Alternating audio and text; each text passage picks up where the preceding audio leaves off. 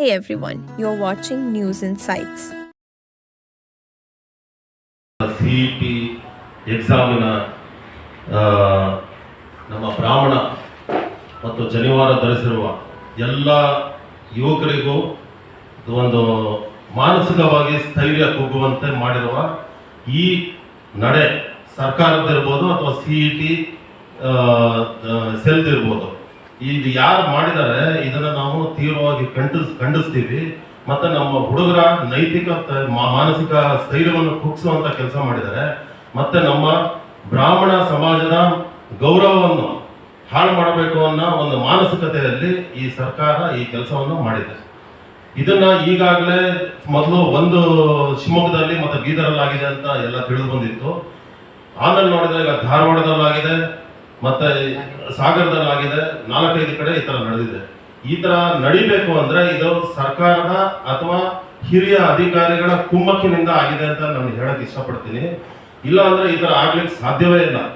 ಏನಾದ್ರು ಸರ್ಕಾರ ಇವರಿಗೆ ಲಿಖಿತವಾಗಿ ಕೊಟ್ಟಿದ್ಯಾ, ಈ ತರ ಜನಿವಾರ ತೆಗೆಸ್ಬೇಕು ಅಂತ ಲಿಖಿತವಾಗಿ ಏನಾದ್ರು ಕೊಟ್ಟಿದ್ಯಾ, ಆದೇಶ ಮಾಡಿದ್ಯಾ, ಅದನ್ನ ತಿಳಿಸ್ಬೇಕು CET ಸೆಲ್. ಇಲ್ಲ ಅಂದ್ರೆ ಯಾತಕ್ಕಾಗಿ ಯಾರ ಕುಮ್ಮಕ್ಕಿನಿಂದ ಇದು ಮಾಡಿದ್ದಾರೆ ಅದನ್ನು ಕೂಡ ತಿಳಿಸ್ಬೇಕಾಗುತ್ತೆ. ಇದು ಅವರ ಜವಾಬ್ದಾರಿ ಇದೆ.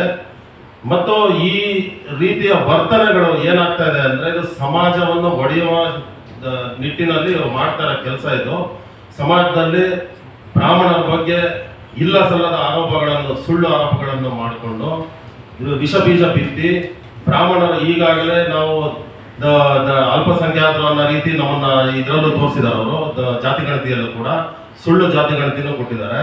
ಪ್ರತಿಯೊಂದನ್ನು ನಮ್ಮನ್ನ ಟಾರ್ಗೆಟ್ ಮಾಡಿ ಈ ತರ ಮಾಡ್ತಾ ಇದ್ದಾರೆ. ಇದರ ಹಿಂದಿನ ಉದ್ದೇಶ ಏನು ಸರ್ಕಾರದ್ದು? ಇವರು ಈ ತರ ಮಾಡ್ತಾ ಹೋದ್ರೆ ನಾವು ತೀವ್ರವಾಗಿ ಇದನ್ನ ಮುಂದಿನ ದಿನಗಳಲ್ಲಿ, ಇವತ್ತು ಪತ್ರಿಕಾಗೋಷ್ಠಿ ಮಾಡ್ತಾ ಇದ್ದೀವಿ, ಇದು ಸರ್ಕಾರಕ್ಕೆ ಎಚ್ಚರಿಕೆಯನ್ನು ನಾವು ಕೊಡ್ತಾ ಇದ್ದೀವಿ. ಇವರು ಈ ಕೂಡಲೇ ಇದಕ್ಕೆ ನಮಗೆ ನ್ಯಾಯ ಒದಗಿಸ್ಲಿಲ್ಲ ಅಂದ್ರೆ, ಒಂದು ಜಾತಿ ಗಣತಿ, ಇನ್ನೊಂದು ನಮ್ಮ ಹುಡುಗರಿಗೆ ಈ ಜನಿವಾರದ ವಿಚಾರದಲ್ಲಿ ಜನಿವಾರ ತೆಗೆಸಿ ಎಕ್ಸಾಮ್ ಬರ್ಸಿರೋದು, ಇನ್ನು ಕೆಲವರು ಜನಿವಾರ ಹಾಕೊಂಡವರಿಗೆ ಎಕ್ಸಾಮ್ ಬರೀದೇ ಇರೋ ತರ ಮಾಡಿರೋಂಥದ್ದು.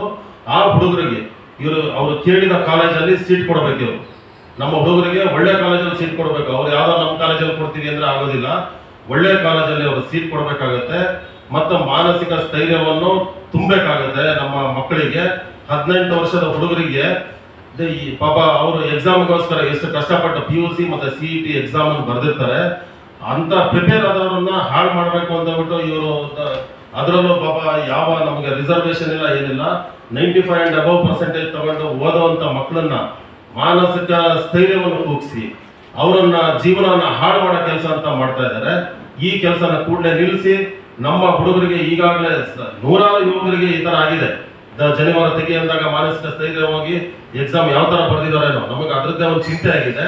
ಆ ಮಕ್ಕಳಿಗೆ ಒಳ್ಳೆ ಅವ್ರು ಕೇಳಿರುವಂತ ಕಾಲೇಜಲ್ಲಿ ಸೀಟ್ ಕೊಡ್ಬೇಕು ಇವರು ಬೆಂಗಳೂರಲ್ಲಿ. ಅದು ಬಿಟ್ಬಿಟ್ಟು ಎಲ್ಲ ದೂರದಲ್ಲಿ ಕೊಡ್ತೀನಿ, ನಮ್ಮ ಕಾಲೇಜಲ್ಲಿ ಕೊಡ್ತೀನಿ ಅಂತ ಯಾವ್ದೋ ಸಚಿವರು ಹೇಳಿದ್ದಾರೆ. ಓಕೆ, ಅದಕ್ಕೆ ನಾವು ಅದಕ್ಕೆ ಏನೋ ನಮಗೆ ಬಂದು ಸಪೋರ್ಟ್ ಮಾಡಿದ್ದಾರೆ. ಆದ್ರೆ ಹಾಗಾಗೋದಿಲ್ಲ. ಹುಡುಗರಿಗೆ ಒಳ್ಳೆ ಕಾಲೇಜಲ್ಲಿ ಸೀಟ್ ಕೊಡ್ಬೇಕಾಗತ್ತೆ. ಅವ್ರ ಜೀವನದ ಭವಿಷ್ಯದ ಒಂದು ಘಟ್ಟ ಇದು.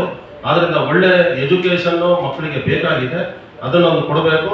ಇವರು ಈ ಕೂಡಲೇ ಮುಖ್ಯಮಂತ್ರಿಗಳು ಇದರ ಬಗ್ಗೆ ಸ್ಪಷ್ಟೀಕರಣ ಕೊಟ್ಟು ಮತ್ತೆ ನಡೆದಿರುವಂತ ಘಟನೆ ಬಗ್ಗೆ ಅವರು ಸ್ಪಷ್ಟೀಕರಣ ಕೊಟ್ಟು ಹುಡುಗರಿಗೆ ನ್ಯಾಯ ಒದಗಿಸಬೇಕು. ಇಲ್ಲ ಅಂದ್ರೆ ಮುಂದಿನ ವಾರದಲ್ಲಿ ನಾವು ಬೃಹತ್ ಆಗಿ ಪ್ರತಿಭಟನೆಯನ್ನು ಹಮ್ಮಿಕೊಂತೀವಿ ಬೆಂಗಳೂರು ಫ್ರೀಡಂ ಪಾರ್ಕ್ ಅಲ್ಲಿ.